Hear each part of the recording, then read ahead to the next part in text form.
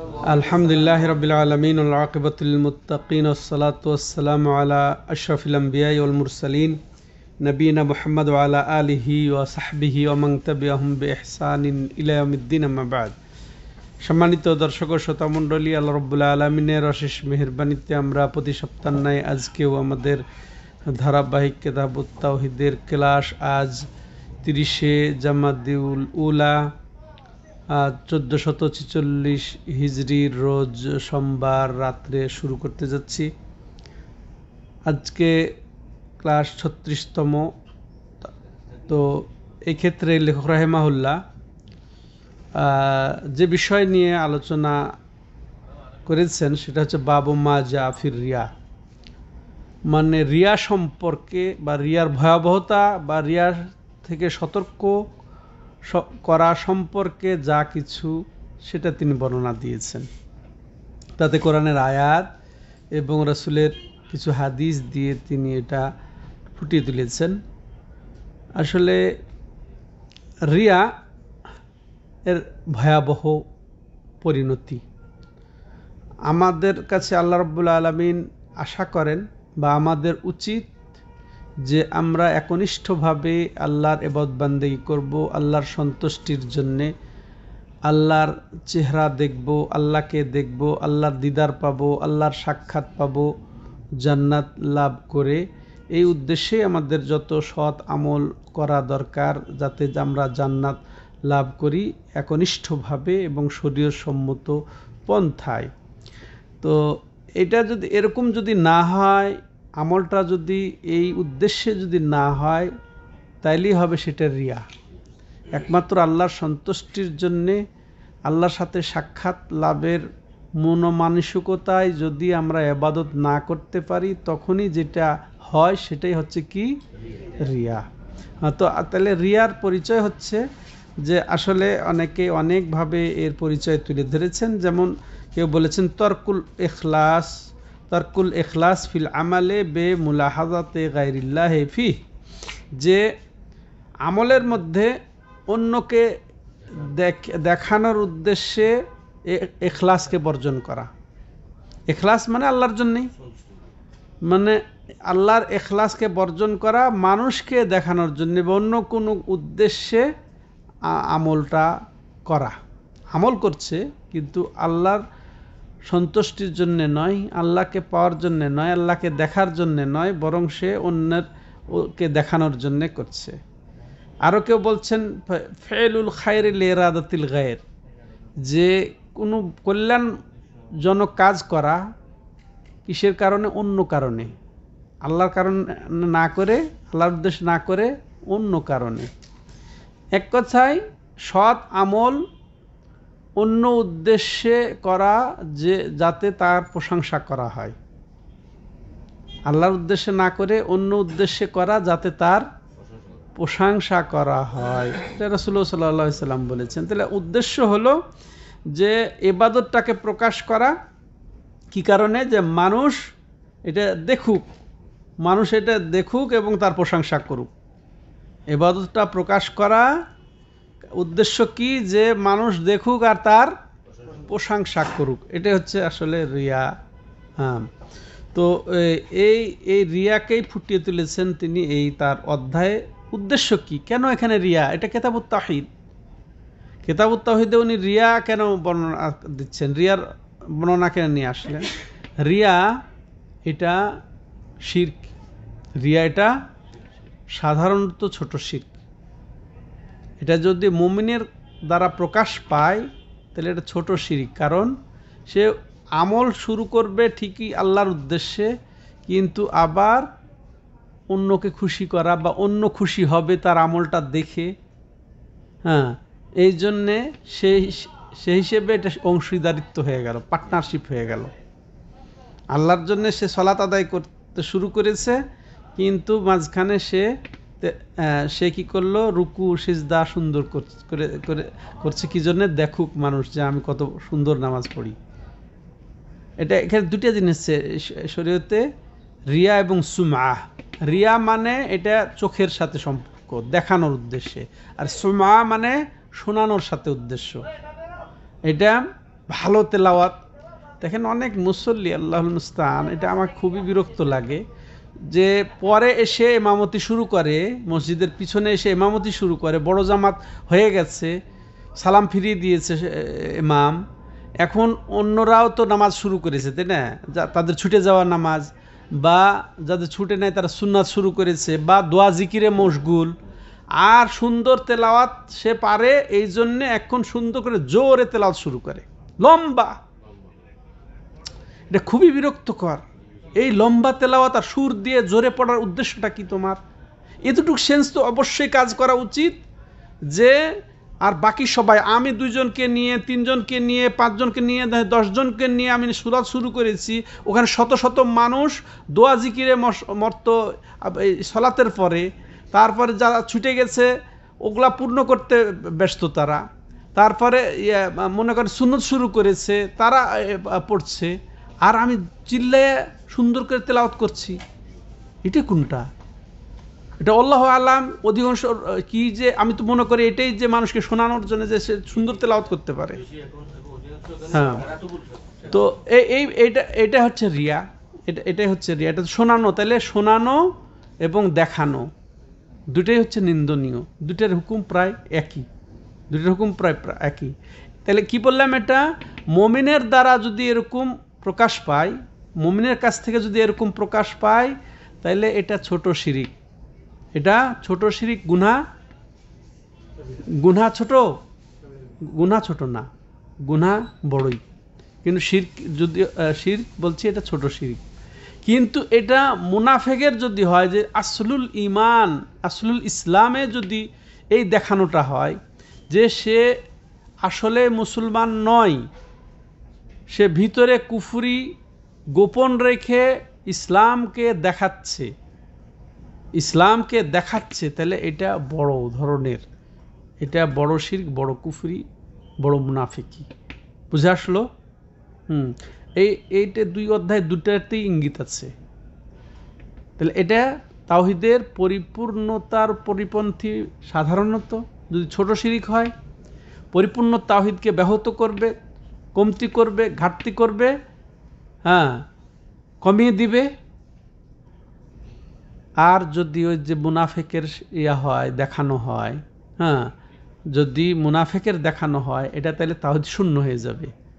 অর্থাৎ মুমিন থেকেও যদি ওই যে ইয়ার মতো করে দেখায়, মুমিন হয়েও যদি মুনাফিকি আচরণ করে ভিতরে, হ্যাঁ, তাইলে সে একেবারে ইসলাম থেকে খারিজ হয়ে যাবে। ওটা একেবারে তাওহীদ নষ্ট করে দেয়, তাওহীদের পরিপন্থী বিষয়। এই সতর্কীকরণের জন্যেই লেখক রাহিমাহুল্লাহ তার এই অধ্যায় স্থাপন করেছেন, এখানে সেট করেছেন এখানে। এখন আসেন তিনি এ বিষয়ে দলিল প্রমাণ পেশ করেছেন কি, সেগুলো আমরা শুনি।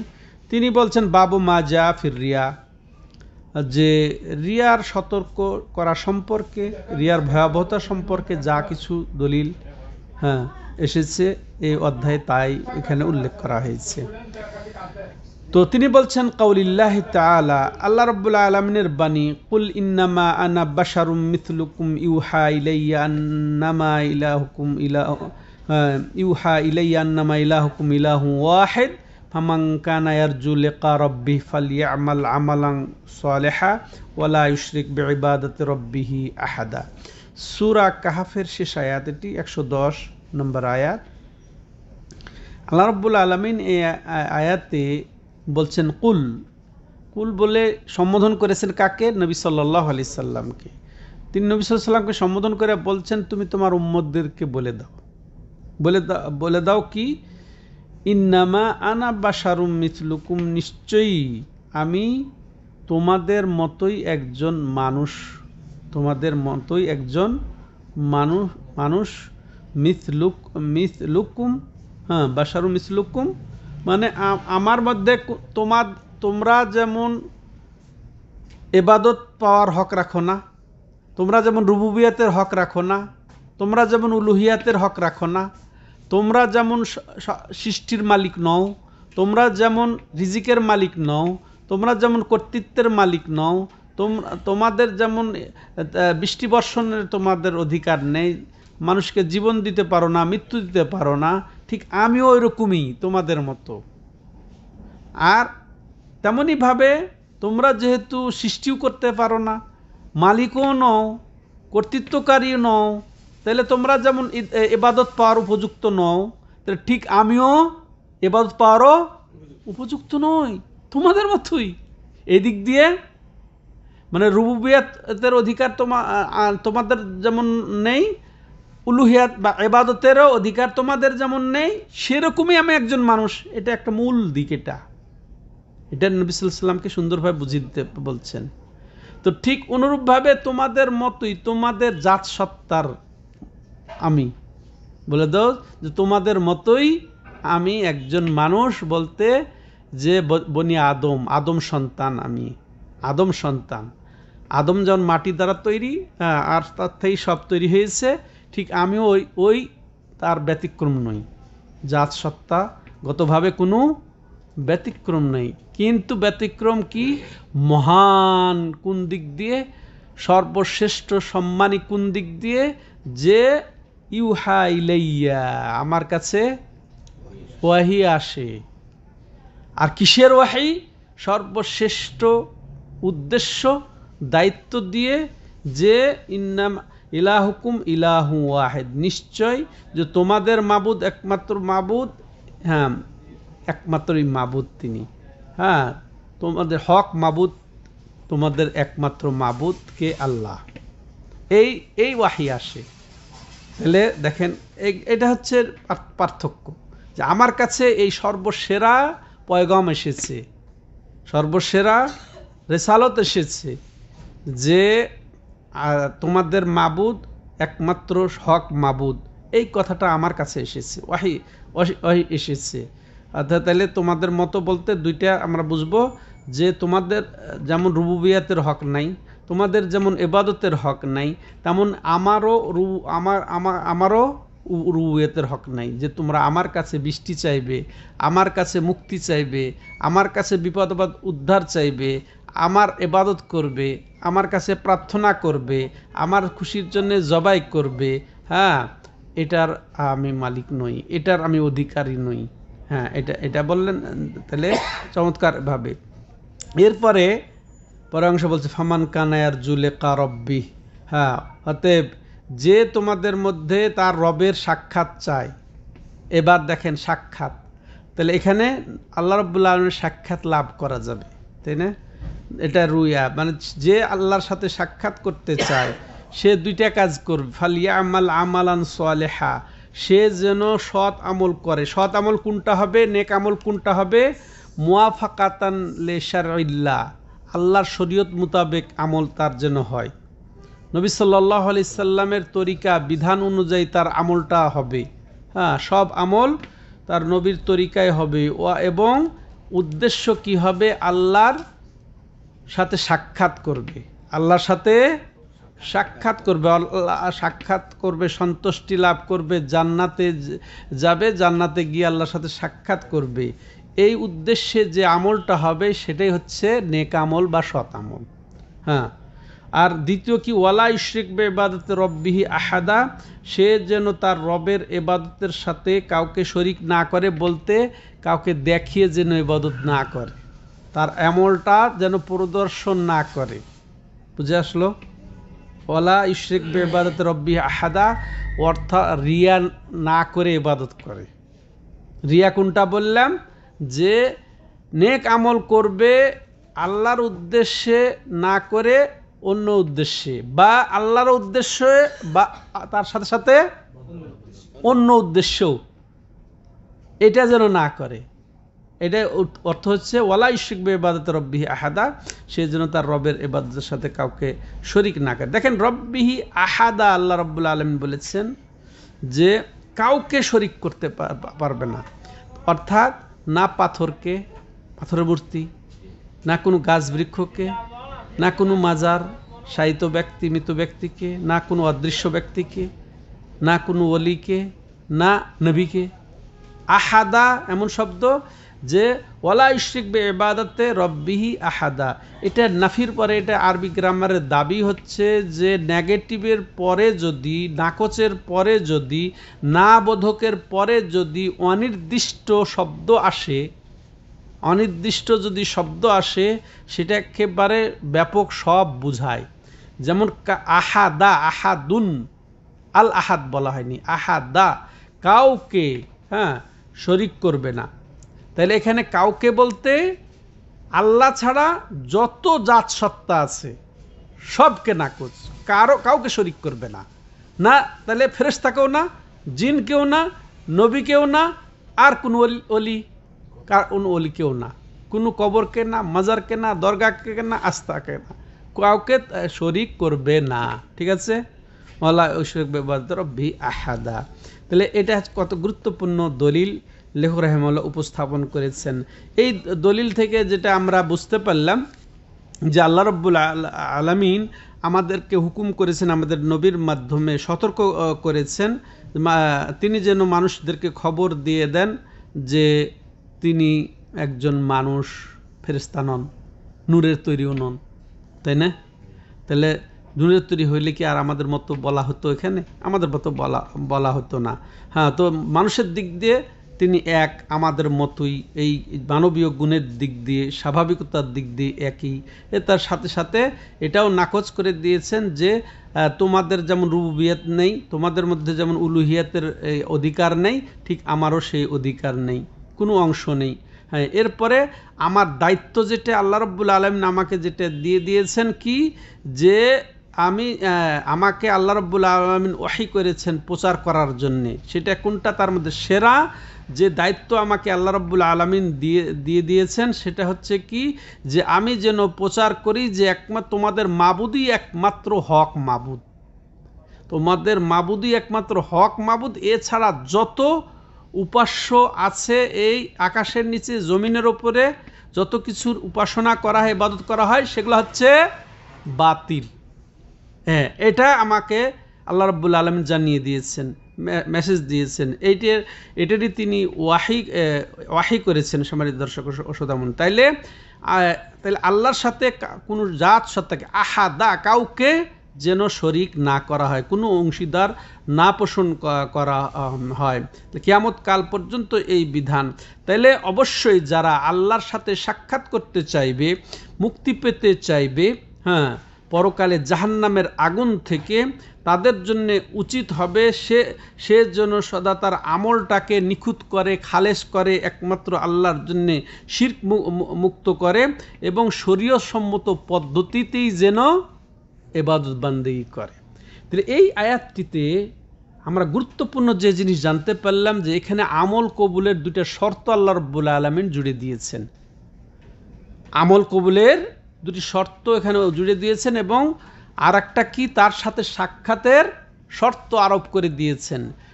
তার সাথে সাক্ষাৎ মানে কি? মুক্তি, জাহান্নাম থেকে মুক্তি, জান্নাত লাভে ধন্য হওয়া। যে জান্নাত লাভে ধন্য হতে চায়, জান্নাত পেতে চায়, আর জাহান্নাম থেকে মুক্তি পেতে চায়, সে যেন কি করে? দুইটা আমল করবে। সে ঠিক শরীয়ত সম্মত পন্থায় আমল করবে, ইবাদত করবে, আর তার রবের সাথে কাউকে শরিক করবে না, আর দেখিয়ে ইবাদত করবে না। হ্যাঁ, শিরিক মুক্ত ইবাদত করবে। তাইলে আল্লাহর সাথে সাক্ষাৎ লাভ করবে, মুক্তি পাবে। তাহলে প্রত্যেক আমাদের এই যারা আমরা আশা রাখি আল্লাহর সাথে সাক্ষাৎ করব, মুক্তি পাবো জাহান্নাম থেকে, জান্নাত লাভ করব, তাদের জন্য কি করতে হবে? সৎ আমল করতে হবে, অর্থাৎ শরীয়ত মোতাবেক আমল করতে হবে, আর শিরক মুক্ত আমল করতে হবে, অর্থাৎ ইখলাস আর শরীয়তসম্মত পন্থা অবলম্বন করতে হবে। আর এটাই আল্লাহ রাব্বুল আলামিন বলেছেন সূরা মুলকে, লিয়াবলুয়াকুম আইয়ুকুম আহসানু আমালা, তোমাদেরকে পরীক্ষা করার জন্য যে তোমাদের মধ্যে কে আহসানু আমালা করে। যেমন কাজী আয়াজ এর ব্যাখ্যাতে বলেছেন, তাফসিরে বলেছেন যে কে তোমাদের মধ্যে যে আসওয়াবহু ওয়া আখলাসুহু, কে সবচেয়ে বিশুদ্ধতম ইবাদত করতে পারে, অর্থাৎ নেকামল, যেটা নবীর আমল, সেটাই তো নেকামল। এবং সবচেয়ে ইখলাসের সাথে আমল করতে পারে, সেটাই আল্লাহ রাব্বুল আলামিন দেখবেন, এই টেস্ট করে নেবেন তোমাদেরকে। ঠিক আছে, এই আমার তাহলে আয়াতের মর্ম এটা বুঝলাম। এখন এই আয়াত থেকে শিক্ষা কি? এই আয়াতের শিক্ষা হচ্ছে যে দিনের আসলই হচ্ছে কি? তাওহীদ। দিনের আসল হচ্ছে ইবাদত সমূহে আল্লাহকে একক বিশ্বাস ও একক সাব্যস্ত করা। এটাই হচ্ছে আমাদের দিনের আসল ভিত্তি। এই ভিত্তি যদি ত্রুটিযুক্ত হয়, ত্রুটিযুক্ত হলে কি ওই যে তাওহীদের অপূর্ণতা আসবে। আর একেবারে ভিত্তি শূন্য কোনটা? তাওহীদ শূন্য হয়ে যাওয়া। এটা আমরা প্রথম শিক্ষা পেলাম এই আয়াতের মাধ্যমে। দ্বিতীয় শিক্ষা যে লোক দেখানোর আমল এটা কি? শিরিক। লোক দেখানো আমল এটা শিরিক। আর এটাও আমরা জানলাম ব্যাখ্যাতে যে লোক দেখানো দুই রকম, একটা হচ্ছে মুনাফেকের লোক দেখানো, আর একটা হচ্ছে ফাসেক গুনাহগার মুমিনের লোক দেখানো। বুঝে আসলো? মুনাফেকের লোক দেখানো, ভিতরে কুফরি গোপন করে মুখে ইসলাম দাবি করা, প্রচার করা, দেখানো। সলাতো সে দেখায় নবীর সাথে, মুনাফেকরা দেখিয়েছে কিনা। তা আর মুমিনদের মধ্যে থেকে হয়ে যায় এটা কি? সলাত দাঁড়িয়ে মানুষকে দেখানোর জন্য, যাতে সে প্রশংসা করে তার, এই জন্য রুকু সিজদা সুন্দর করে।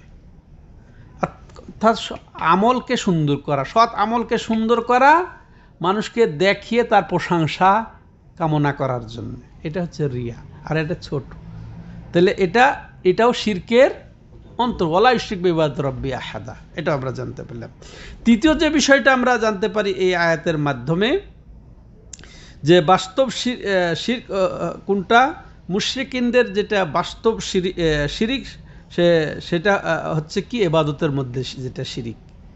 ইবাদত সমূহের কোনো ইবাদতে আল্লাহর সাথে অন্য কাউকে অংশীদার বানিয়ে নেওয়াটাই হচ্ছে কি?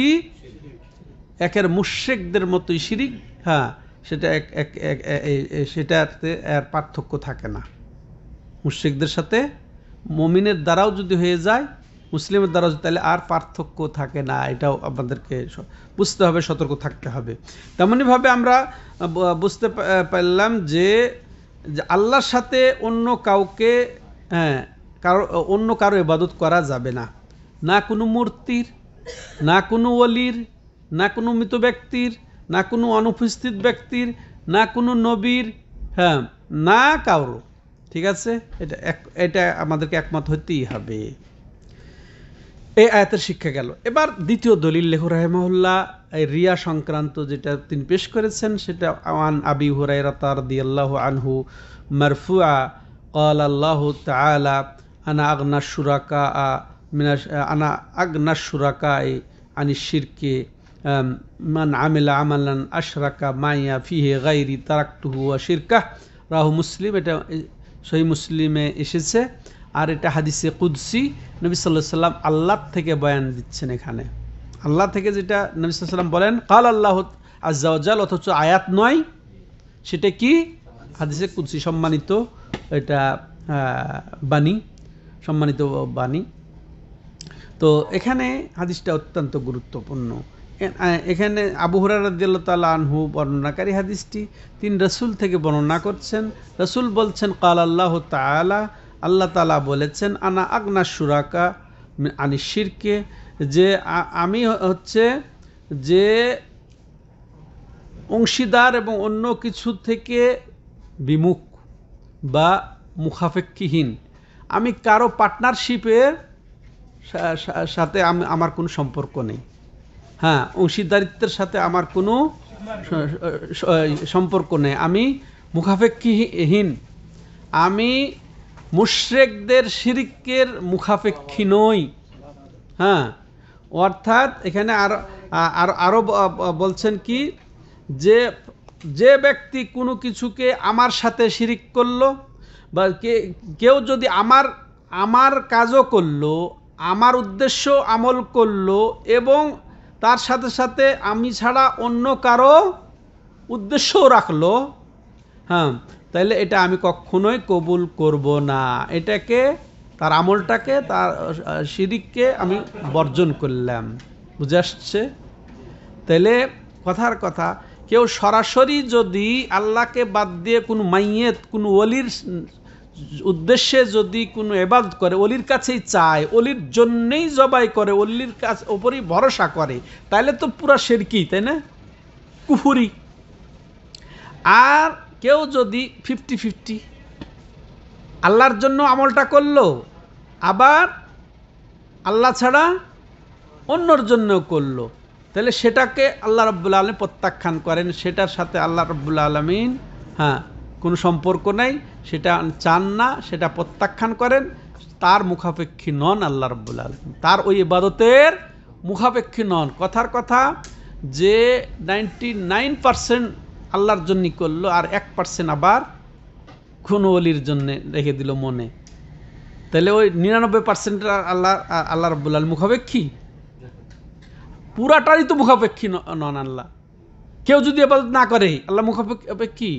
তাই আল্লাহ দেখেন বলছেন হজের আয়াতে যে ওয়ালিল্লাহি আলান নাস হিজ্জুল বাইত মান ইসতাতা ইলাইহি সাবিলা ওমান কাফারা ফাইন্নাল্লাহা গানিয়ুন আনিল আলামিন, যে ওয়ালিল্লাহ আল্লাহর জন্যই 100-কে 100 নিখুঁতভাবে ইখলাসের সাথে আল্লাহর খুশির জন্যই মানুষের ওপরে ফরজ আল্লাহর ঘর জিয়ারত করা, হজ করা।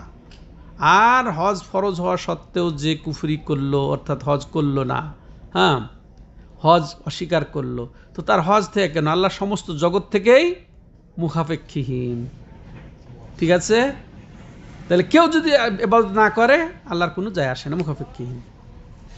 তাহলে এই হাদিস থেকে আমরা যেটা বুঝলাম, এর মাসলা বা শিক্ষাগুলো আমরা সংক্ষেপে জানি যে সব ধরনের শিরক থেকে সতর্কী করা হয়েছে, সতর্কীকরণ এটা।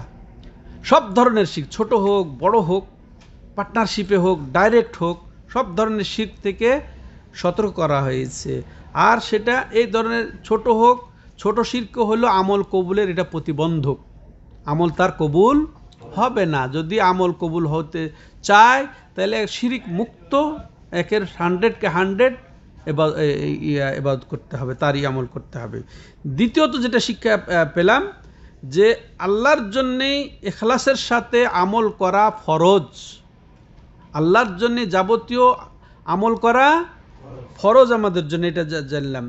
সেটা সম্পূর্ণ শিরক মুক্তভাবে একমাত্র আল্লাহর জন্যেই আমল করাটা ফরজ, এই শিক্ষাটা পেলাম আমরা এই হাদিসের মাধ্যমে, হাদিসে কুদসির মাধ্যমে। তৃতীয় যে আল্লাহ রাব্বুল আলামিন গনি ও মুখাপেক্ষীহীন, এই সিফতটা তার এখান থেকে সাব্যস্ত হচ্ছে।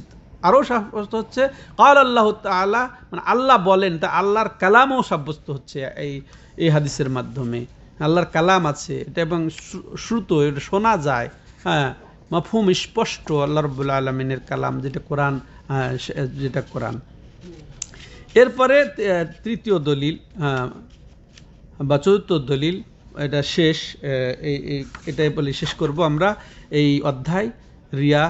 ওয়ান আবি সাঈদিন রাদিয়াল্লাহু আনহু মারফুআ আলা উখবিরুকুম বিমা হুয়া আখওয়াফু আলাইকুম ইনদি মিনাল মাসিহিদ দাজ্জাল ক্বালু বালা ক্বাল আশ-শিরকুল খাফি ইয়াকুমুর রাজুলু ফায়ুসাল্লি ফায়ুযায়্যিনু সালাতাহু লিমা ইয়ারা মিন নাযারি রাজুল, রাহু আহমদ। আল্লাহু আকবার।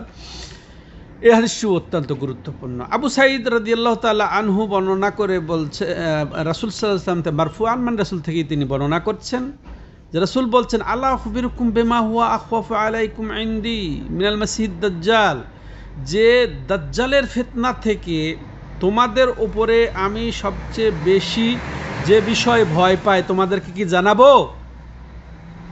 সাহাবায়ে কেরাম বলছেন যে হ্যাঁ, অবশ্যই জানাবেন। তো তখন তিনি কি বললেন? আশ-শিরকুল খাফি, গোপন শিরিক। গোপন শিরিক, সেটা হচ্ছে গোপন শিরিক। আবার গোপন শিরিকের ব্যাখ্যা নবী সাল্লাল্লাহু আলাইহি ওয়াসাল্লাম নিজেই এখানে বলেছেন, সেটা কি ইয়াকুমুর রাজুলু ফায়ুসাল্লি, কি তোমার দেখো ব্যক্তি একজন, মানুষ একজন দাঁড়িয়ে যাবে এবং সে সালাত আদায় করবে, ফায়ুযায়্যিনু সালাতাহু, তার সালাতটাকে সে সুন্দর করবে।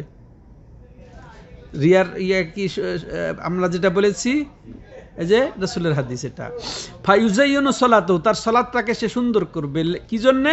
লিমা ইয়ারা মিন নাযারি রাজুলিন, যে মানুষের নজরের যে কারণে, মানুষ যে দেখছে তার দিকে সেই কারণে সে তার সালাতটাকে সুন্দর করবে। চিন্তা করেছেন? তার শিরকুল খাফি অর্থ কি? গোপন শিরক মানে কি?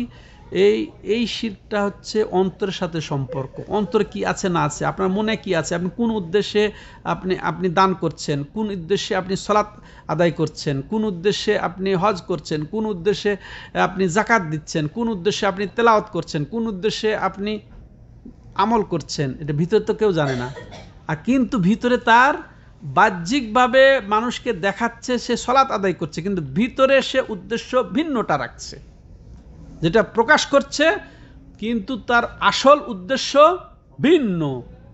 এটা গোপন, এটা কেউ জানে না। এটা ইমাম ইবনে কাইয়িম বলছে আল বাহার লা সাহিলা লাহু, এই রিয়াটা এমন মহাসমুদ্র যার কিনারা নাই। চিন্তা করেছেন? আর যেটা কেউ দেখতে পারে না, আকাশের নিচে জমিনের উপরে কেউ বুঝতে পারে না এক আল্লাহ ছাড়া। অনেক সময় নিজেও এটা বুঝতে পারে না যে আমার এটা রিয়া হয়ে গেল।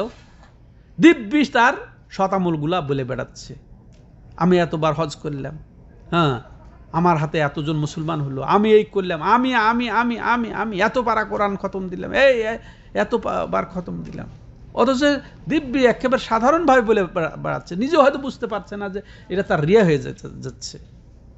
এই আমিত্ব, এই বড়ত্ব, এগুলো প্রকাশ করা। আপনি গুনাহ কেন বলে বেড়ান না? হ্যাঁ, মানে গুনার কাজ করে বলে বেড়ান না কেন? তো এটা মারাত্মক অপরাধ, এটা আমাদেরকে সতর্ক থাকতে হবে সম্মানিত দর্শক ও শ্রোতা মণ্ডলী। তো এটা তাহলে অন্তরের বিষয়ের জন্য রাসূল সাল্লাম বলছেন আর শিরকুল খাফি, সেটা কি? তো তোমাদের ওপরে আমি তোমাদের দেখেন কত দয়ালু নবী, আমি যে ভয় পাই সেটা আসলে এখানে সাহাবায়ে কেরাম এটা কোন সময় বলেছিলেন রাসূল সাল্লাম? সাহাবায়ে কেরাম দাজ্জালের ফিতনা করে খুব আশঙ্কা করছিলেন যে দাজ্জাল আসবে, তার সামনে তো ঈমান রাখা কঠিন হয়ে যাবে, এগুলো তারা পরস্পরই করছে। তখন তিনি বলছেন তোমরা যে দাজ্জালের ভয় পেতেছো, এর চেয়ে আমি বেশি কি জিনিসে ভয় পাই তোমাদের উপরে জানো? কি জিনিস? সেটা কি? সেটা হচ্ছে গোপন শিরিক। গোপন শিরিক কি? এই যে মানুষ সালাতে দাঁড়াবে আর সে তো সালাতটাকে সুন্দর করবে যাতে মানুষ দেখে, হ্যাঁ হ্যাঁ মানুষ যে দেখছে সেই জন্য তাকে সুন্দর করবে, মানুষ যেন প্রশংসা করে। চিন্তা করেছেন কত সহজ আমলগুলা নষ্ট হয়ে যাওয়া? হ্যাঁ সহজ একেবারে, এটা আমল ধূলিসাৎ হয়ে যাবে। হ্যাঁ, তো বলছিলাম যে ওই তো বললাম বড় যদি রিয়া হয় তাহলে তার গোষ্ঠী সাফ হয়ে যাবে, সব আমল বিনাশ হয়ে যাবে, ইসলাম থেকে সে বেরিয়ে যাবে। কিন্তু যদি যে সলাতের রিয়া হচ্ছে, তার যে আমলটাতে তার রিয়া হচ্ছে, যেটা যদি ছোট হয় ওই পর্যন্তই থাকে, আল্লাহর জন্য শুরু করেছে, মাঝখানে শয়তান তাকে গ্রেপ্তার করেছে, তখন সেটা হবে ছোট শিরিক, গোপন শিরিক। এটা তার ওই আমলটা আর কবুল হবে না। হজের যদি রিয়া করে সে হজটা বেকার হয়ে গেল। যাকাত, দান খয়রাত, হ্যাঁ বেকার হয়ে যাবে, তার অন্য আমলগুলা থাকবে যদি এই পর্যায়ে রিয়া হয়। আল্লাহ আমাদের হেফাজত করেন।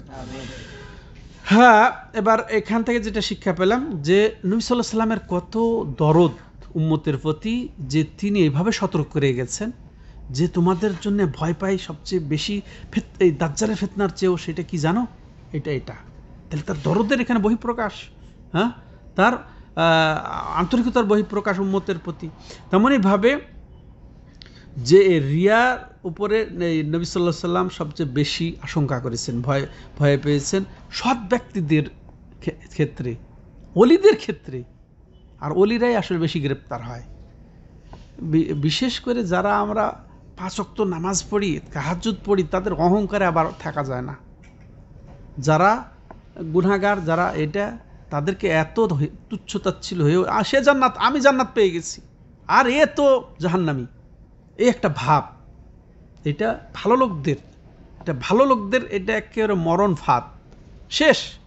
এরকম যদি মনোভাব হয় যে আমি তো 5 ওয়াক্ত নামাজি আর ও একেবারে বেকারে, এ তো হিসাবের বাইরে, এই চিন্তা চেতনা, হ্যাঁ এই চিন্তা চেতনায় আমাদেরকে সতর্ক হতে হবে। হ্যাঁ, আমি সব সময় মেহনত করি, আমি সব সময় এই দাওয়াতের উপরে আছি, আর সে কে কি করছে, আমার মতো কে কি করছে, এই একটা ভাব যেন কঠিন, এটা খুবই ভয়াবহ কঠিন। এটা ভয়াবহ কঠিন বলতে রাসূল বলেই দিয়েছেন দাজ্জালের ফিতনার চেয়েও ভয়াবহ।